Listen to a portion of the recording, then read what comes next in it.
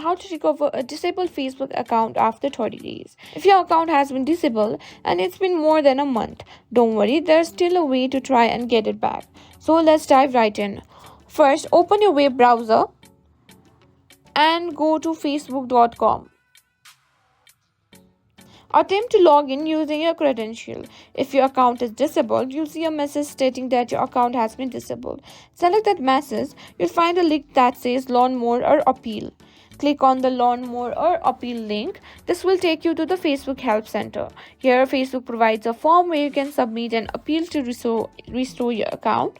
Fill out the form with accurate information and click on Submit. After submitting your appeal, Facebook will review your request. This process may take some time, so be patient.